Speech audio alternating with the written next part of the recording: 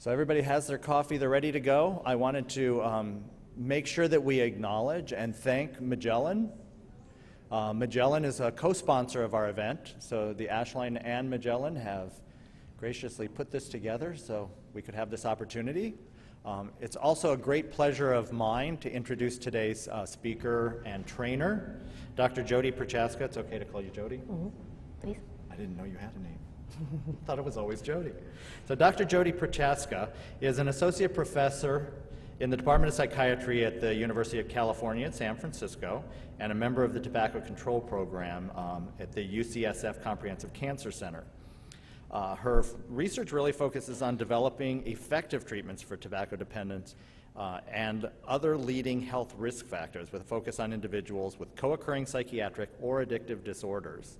Dr. Prochaska has authored over 75 peer-reviewed publications and in 2007 was a recipient of the Society for Research on Nicotine and Tobacco, the Jarvik Russell Young Investigators Award. Her research includes clinical trials focused on treating tobacco dependence with clinically depressed outpatients, psychiatric inpatients, adolescents, and young adults with mental health problems. She developed the psychiatric, the RX for Change. Is that what we're calling it? It's just RX for Change. And that's one of the things that's the part of the program that you're getting today is from the RX for Change, tobacco treatment curriculum. And it was really developed for those people working in psychiatry and graduate programs with folks who work with those with mental illness. And we're very honored to have her. She's very well written and respected in this area, and we're very proud to have her here. Thank you very much. And this is Dr. Prochaska. Great. Thank you, Sita. So really pleased to be here and really impressed with the emphasis that Arizona is having on focusing on tobacco use among those with co-occurring disorders. So it's fabulous that you're here, and I think really important to be building that connection with the Ashline and its focus in reaching out to those with co-occurring disorders. So I'm here with you for about 3 hours and want this to be interactive, so if at any point you have questions, feel free to interrupt me. And I understand that there's a group elsewhere, a satellite group, and that they'll be texting questions, so we may have some of those as well. And we'll go ahead and get started. These are some materials, if you can see them. I don't know if it's too bright to read some of them, but this is from the Legacy Foundation. They funded a promotional campaign to raise awareness about the issue of tobacco use among those with mental health disorders. The first one saying, I didn't survive drugs and alcohol so I could die from lung cancer. I had to stop smoking. The other saying, I didn't survive depression and suicide attempts so I could die from lung cancer. I had to stop smoking. So often we get so focused, now I'm a clinical psychologist by training, so focused on the clinical issues, the acute issues that we're seeing day to day with our patients that we forget about these longer term, these consequences of tobacco that just don't seem as initially important to us in our day-to-day practice, and yet they can have really significant impacts on the health and well-being of the patients that we serve. Okay. The research that I do, it focuses on individuals with serious acute mental illness. I work in inpatient psychiatry with 3 of my clinical trials. And this is an individual who I met through one of my studies. He was a 56-year-old man with serious mental illness. He was gay identified and Caucasian. And he had more than 15 psychiatric hospitalizations over a 10-year span and went through a number of hospitals in the Bay Area. At different times when he was admitted, he was diagnosed, he presented with severe depressive symptoms, suicidal ideation, and auditory hallucinations criticizing him and or commanding him to commit suicide. He tested positive for stimulants, and at different times at which he was admitted to the hospital, he received diagnoses of schizoaffective disorder, major depression with or without psychotic features, post-traumatic stress disorder, and polysubstance or stimulant dependence. And it became, when we reached out to contact him for a follow-up interview with one of our studies, we learned that he had died and that he was found dead in his single residency occupancy, an SRO hotel room in San Francisco, and was found by his landlord, who believed that he had either accidentally or purposefully overdosed on either drugs or his medications. We spoke with his psychiatrist, who felt the same, as well as a friend, and they all anticipated this is how he had died. With the clinical trials work that I do, we have a data safety monitoring board where we report any serious adverse events immediately to make sure that we're not causing any harm with the patients that we're working with, because they are at high risk, and so monitoring them as well. So we wanted to find out, well, how did this individual die? And so we requested the medical coroner's report. This individual, he also smoked 2 packs of cigarettes per day for 25 years. He reported when we did our baseline interview with him that he had made 10 attempts to quit smoking, 2 in the past year, and that none of them were assisted. He didn't get help with any of his quit attempts, and he never had used any FDA-approved cessation medications. The longest period that he was able to go free from tobacco was 7 days, and he hadn't received any advice to quit smoking in the past year by mental health or general medical provider. So as I mentioned, we requested that medical report because we wanted to know, the examiner's report, what caused the death of this individual. And what we found out is that he died of pulmonary emphysema. He had right-sided heart failure, which is characteristic of emphysema, and that he had died 20 years prematurely from complications due to his tobacco use. So it wasn't his stimulant use, it wasn't his psychotic symptoms commanding him to commit suicide, it was his use of tobacco. So what are the barriers to addressing tobacco use in psychiatry? Why are you here today? What gets in the way of addressing tobacco with your patients? What makes it difficult?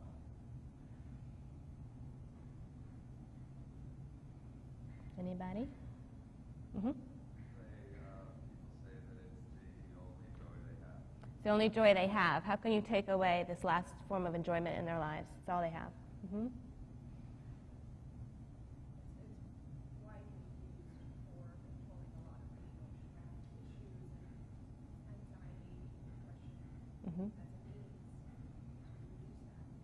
Okay.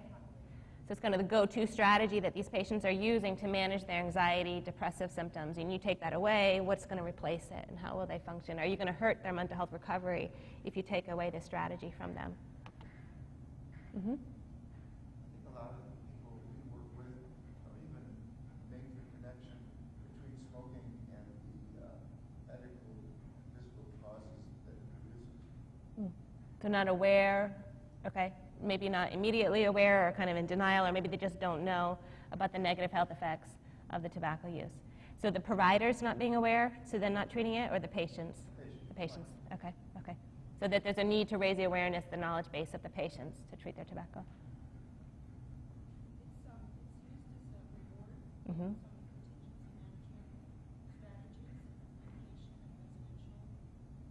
Yep, so it's, still to this day, tobacco is used as a form of reward in psychiatry. And you wouldn't find that, you wouldn't go see your cardiologist and hear, oh, that's great, you're complying with your treatment, here's a cigarette. And yet in my clinical trials, I get calls from providers because we send reports to our mental health providers so that we can try to get them on board with what we're doing. And I get a call, I got a call from a psychiatrist in San Francisco, which we view as pretty progressive in addressing tobacco, saying, that's great, you've got this trial going, can I enroll some of my patients? And by the way, we're still providing cigarettes for patients coming in to get their treatment. Is that a bad thing? So yes, still a bad thing.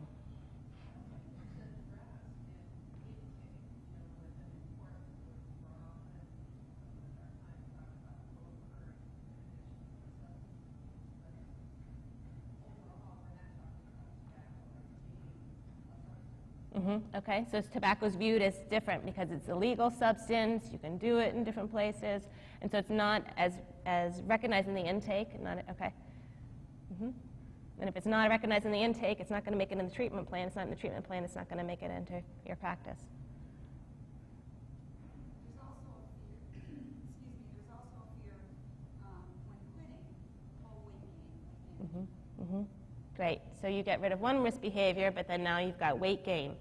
And a lot of the folks that we provide services to can't afford to go to a gym or, those types of things. So, and usually their income's limited, so to buy, to go on Jenny Craig or anything like that's just not going to happen. Okay, great. So concerns about weight gain and that being a barrier to address tobacco. I may not have that in my slides, so I'll try to make sure I get to that towards the end.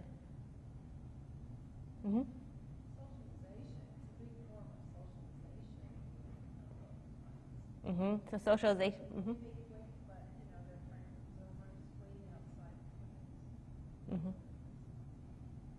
So it's seen as so much part of the social culture of our population that if you take away that cigarette, is that going to isolate them, or how are they going to be able to stay quit if everybody around them is smoking?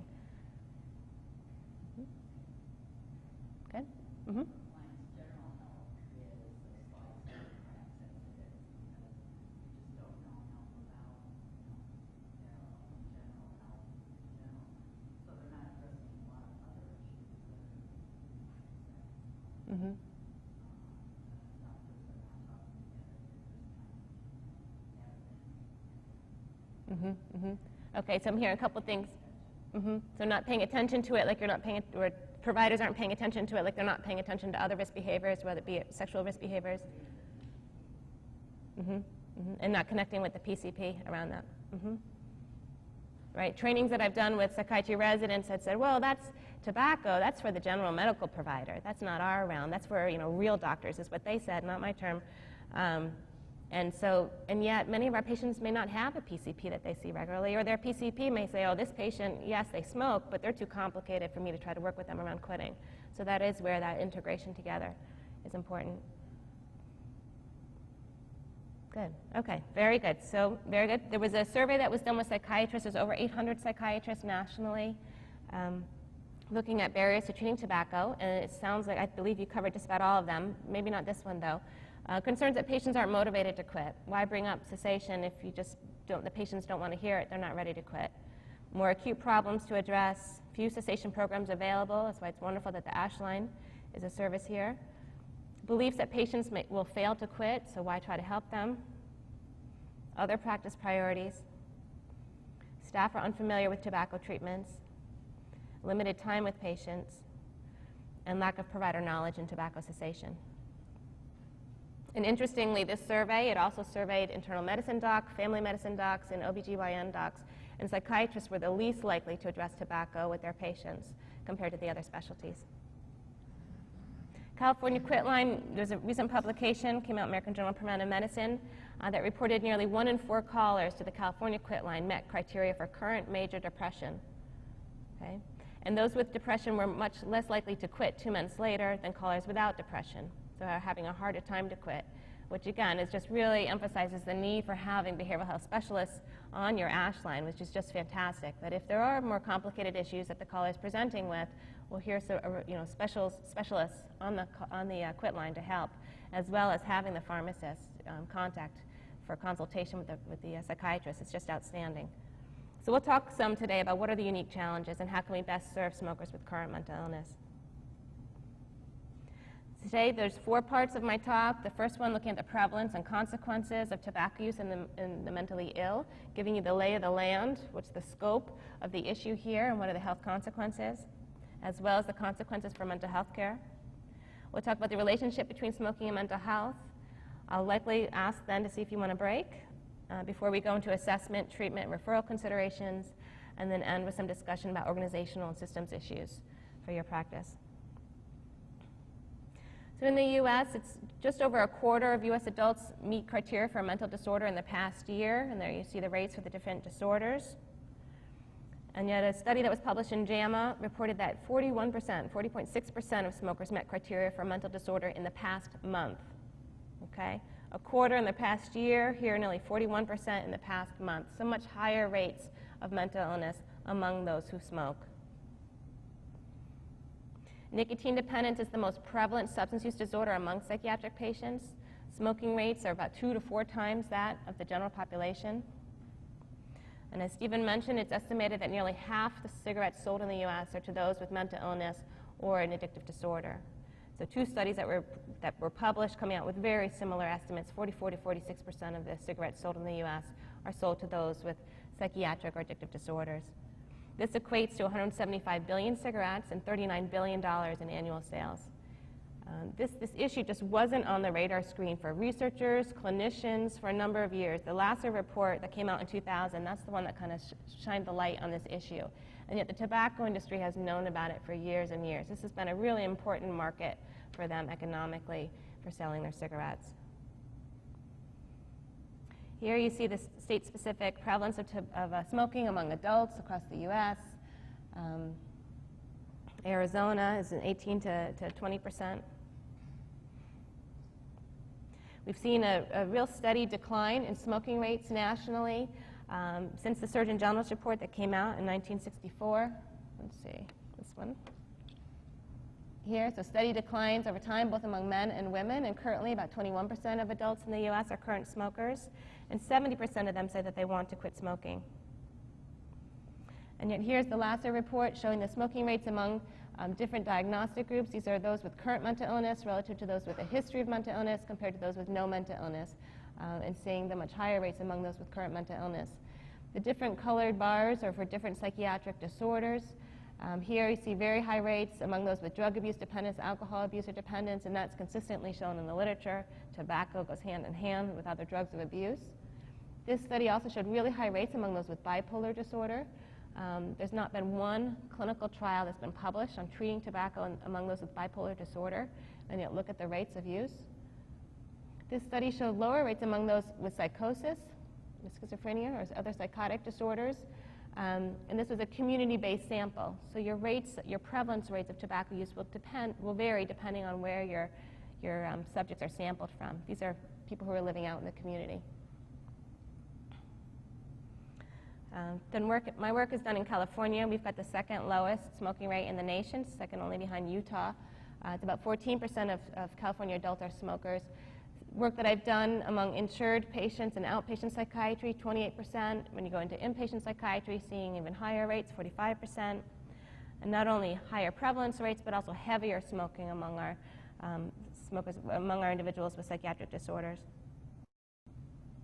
Who here has heard 90% of schizophrenics smoke? Okay, I see some hands going up. Yes. And you hear this message, and how does it make you feel? If 90% of schizophrenics smoke, what can you do about it?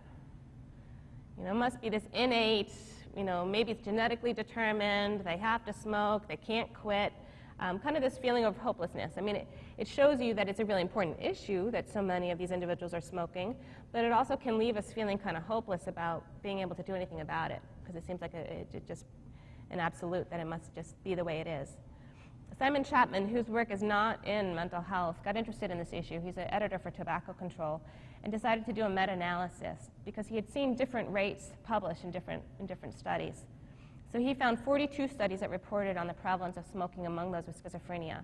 When he did an average of it, weighting it for sample size, it's a very quantitative method, the prevalence was actually 62% and ranged widely from 14 to 88%. And what he found is that studies that reported higher smoking rates were more commonly cited in the literature. So if the study said 80% of the sample smoked, that study was later cited by other investigators, saying 80% of schizophrenics smoke. That was much more likely to be cited than one that published saying only 14% or 25% or 40%. So there was a 10% increase in reported smoking. A 10% increase in reported smoking prevalence was associated with a 61% increase in citation rate. So the higher the prevalence rate reported, the more likely that it was cited. And this bias was mirrored on the internet. So if you do a Google search on smoking and schizophrenia, you're more likely to see hits saying 90% of those with schizophrenia smoke. All right, why am I belaboring this? Well, the issue is that depending on where the study is done, you get the higher rates. If you do your study in a state psychiatric hospital where they're giving out cigarettes for taking their medication as a form of reward and where staff are smoking with patients, well, lo and behold, 90% of them smoke. Okay? But you're working in areas where there's much more controls on environmental tobacco exposure and there's more treatment provided and they're higher educated, then you see much lower rates of smoking among those with schizophrenia. So it's not this hopeless thing. It's not, you can intervene. Not everybody with schizophrenia has to smoke. Okay, and there's also this very much an intersection between socioeconomics and smoking. So if you're, again, privately insured, much lower smoking rates relative to those who are Medicaid or the uninsured. If I do my research at UCSF and our academic hospital, much lower smoking rates than if I go to our county hospital, San Francisco General. Menthol has become a hot topic, and these are new data that are not yet published. The FDA, if people have been hearing about this, is looking to regulate, well, now does regulate tobacco, and they're looking at the menthol question on what should be done about menthol flavoring in cigarettes. And one of my colleagues, Dr. Neil Benowitz, is on the committee that's advising the FDA. And he asked me, do you have any data on menthol use among those with mental illness? And these are the data that we have.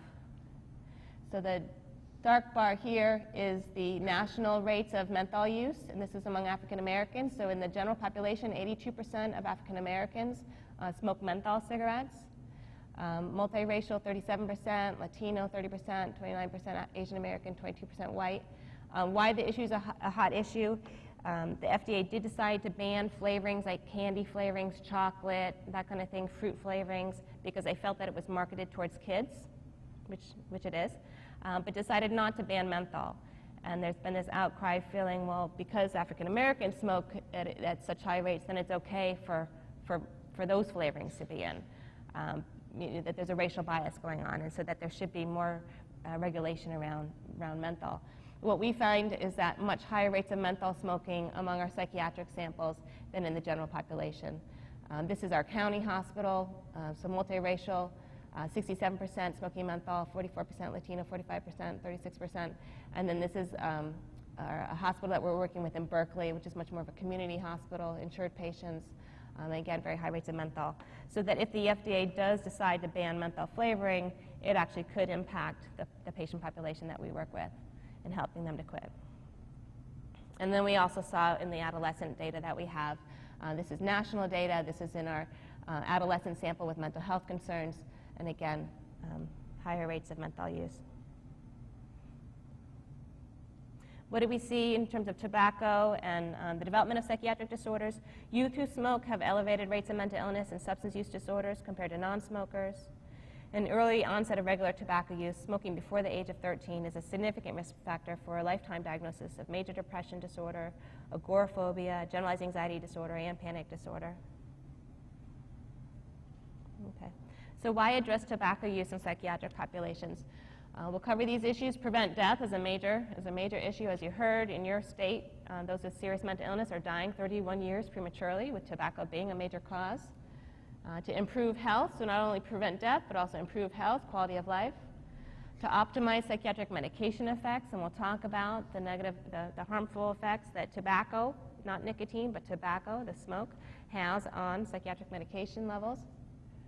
To reduce isolation. So yes, there's socialization around tobacco in some communities, but more broadly in our population, there's a lot of limits on secondhand smoke exposure. So you can't smoke in restaurants or bars or in the movies or at libraries. And if our patient population continues to smoke, they're getting further and further isolated in where they can be. So by helping them to quit smoking, reduce their isolation.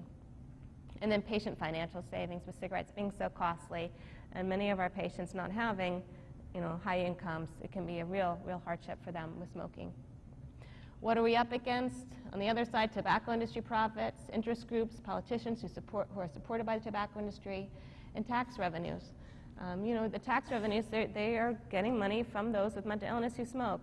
And so, again, that's kind of what's being weighed on both sides.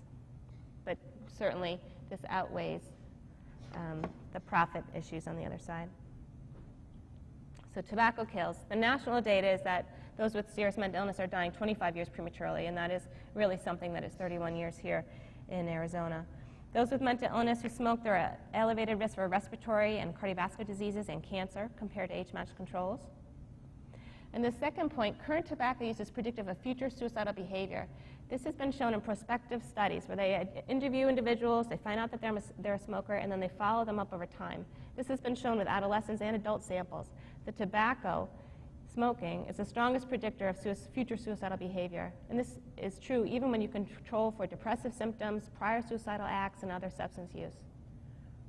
Okay, now the relationship, it's not clear. I'm not saying that smoking causes suicide. It's just not known. We need a lot more research in this area.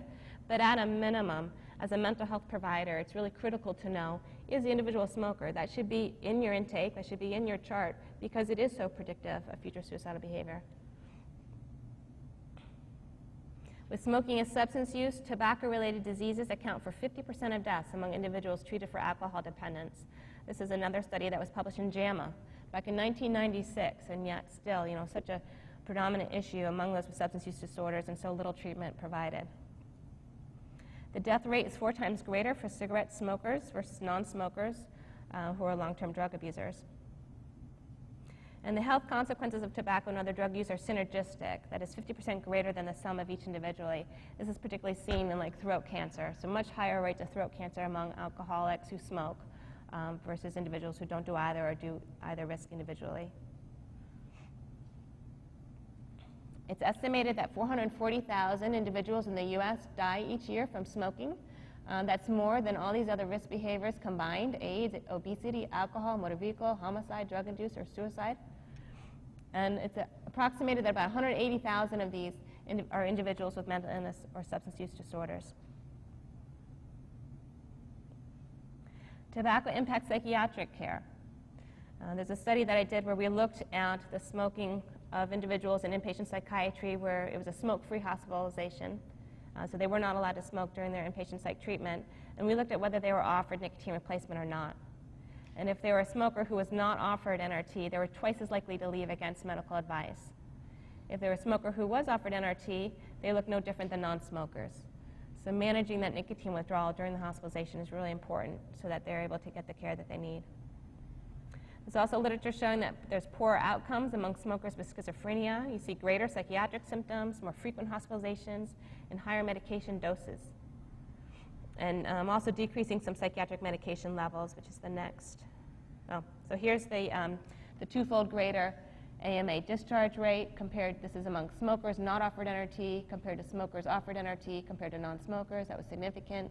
We also saw higher rates of being placed in seclusion if they weren't offered nicotine replacement, and really high rates of benzodiazepine prescription across the board, which does not help to manage nicotine withdrawal. Okay, this slide, really important for your knowledge base and then also for you to inform the treating physicians, because a lot of psychiatrists just don't know this information. And this is work, again, Neil Benowitz has been a major player in developing this, doing this work, and yet still at UCSF, when I talk with psychiatrists, they still aren't aware of it. So it's really important to get this information out. The pharmacokinetic drug interactions with smoking. So again, it's not nicotine. If you've got a nicotine patch on your patients, it's not going to interact with their psychiatric medications, except for perhaps benzodiazepines, in that they'll be a little more alert than they would get, with the normal benzodiazepine without the nicotine patch. This is the smoke. So it's the breakdown of the tar in the liver induces the metabolism of a number of psychiatric medications. So it increases the metabolism, which lowers the blood level. Okay? So with some medications like Haldol, you see the blood levels cut in about half, so 50% reduction in blood levels.